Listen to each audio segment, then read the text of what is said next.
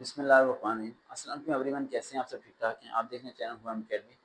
PPSC में sub inspector की videos में बना रहा था, राइट। हमने इंग्लिश की वीडियो बना दी, इस्लामियत की वीडियो बना दी, हमने पास्ट जीके की वीडियो बनाई, पास्ट स्टडी के बारे में डिस्कशन की।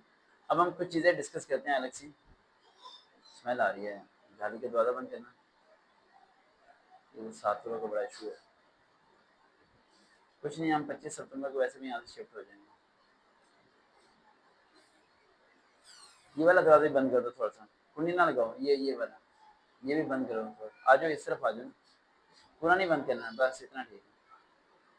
तो हमने काफ़ी चीज़ों पे वीडियोस बना ली हैं, राइट, इनके टॉपिक की। अब हम ज़रा टॉपिक जो डिस्कस करना चाह रहे हैं वो हमारा टॉपिक है ह्यूमन राइट्स और basic math. Basic math Punjab इसके सब इंस्पेक्टर की पोस्ट है, उसमें लाजमी आना है। अब बेसिक मैथ में किस तरह के क्वेश्चन आते हैं, और यही बेसिक मैथ एलएलबी में भी आता है। एलएलबी वाले जो बच्चे हैं वो अक्सर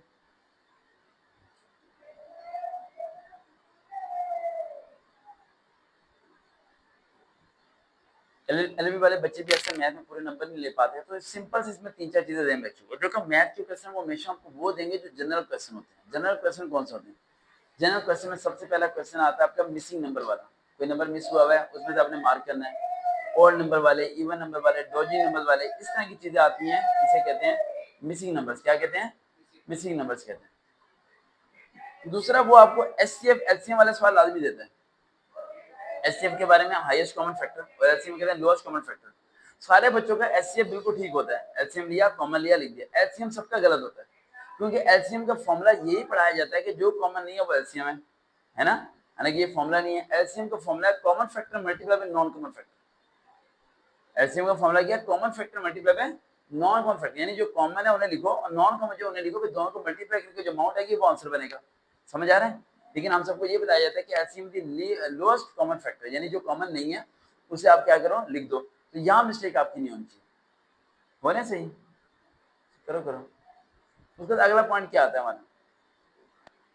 अगला पॉइंट हमारा आता है मैथ के अंदर जो वो आते हैं हमारे डॉजिंग क्वेश्चंस। डॉजिंग कैसे क्वेश्चन? जैसे कि वो सीरीज लेके चल रहे हैं और एक उन्होंने ट्राइंगल दे दिया, ऐसे करके ट्राइंगल, ठीक है, और यहाँ 2 नंबर लिखे हैं, तीसरा नंबर मिसिंग है।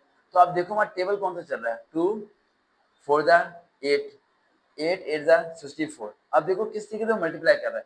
देन वो डॉजिंग नंबर वाले आपको क्वेश्चन नजर आ जाएंगे जो कि 6-7 क्लास में शायद आपने कभी क्लास में देखे हों, ऐसे करके ऐसे वाले। ये लोग आपको स्लो बॉल करते हैं। हमेशा बच्चे एंट्री टेस्ट में फेल होते हैं। उसकी वजह ये होती है वो सोचते हैं कि पेपर मुश्किल आएगा। पेपर हमेशा आसान आता है और अब आसान तैयारी नहीं करके जाते हैं। जो बेसिक, जैसे कि अगर मैं कहूँगा 45 को 3 से डिवाइड करें तो आपको नहीं आता, आपको कैलकुलेटर आज चाहिए। कैलकुलेटर के बगैर आपको सॉल्व करना नहीं आता। लेकिन 6 क्लास तक 5 क्लास तक जब आपको कैलकुलेटर अलाउ नहीं था तो आप 45 को 3 से डिवाइड कर लेते थे, लिख के डिवाइड कर लेते थे ना। उसके बाद से हमने दोबारा प्रैक्टिस नहीं, इसलिए मैथ में क्या हो जाते हैं फेल। आपको दोबारा 6-7 क्लास का बच्चा बनना पड़ेगा। आपको विदाउट कैलकुलेटर डिवीजन करना, मल्टीप्लिकेशन करना, डिमास रूल करना और एक्स या वाई की वैल्यू फाइंड आउट करना विदाउट कैलकुलेटर आना चाहिए। और अगर ये चीज आपको आती है तो समझ जाओ फिर आपको सब कुछ आता है। फिर सब कुछ आता है। जैसे कि वो कहता है 2x + 3y = 16, इसमें x मालूम करें। पहले आप x को अलग रखोगे, सारी वैल्यू उधर लेके जाओगे। विदाउट कैलकुलेटर चलोगे आप? चलोगे ना?